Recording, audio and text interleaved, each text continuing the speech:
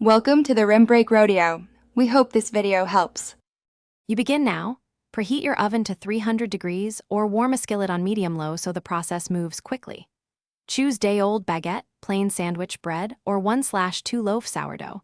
The drier the bread, the crisper the crumbs.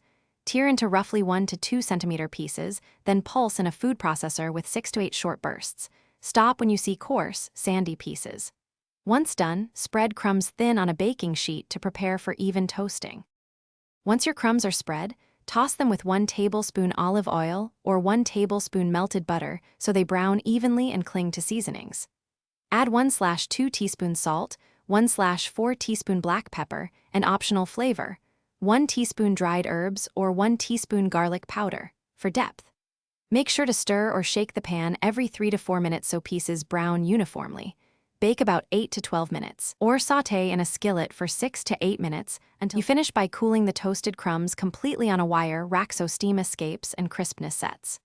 Break any large bits into even pieces, then sprinkle a generous layer over your mac and cheese. If you want extra crunch, broil for 1 to 2 minutes. Watch closely to avoid burning. If crumbs become soggy or lose texture, retoast them for 4 to 6 minutes in a 300 degrees oven or quick pan fry on medium heat until crisp again. That quick fix saves the day.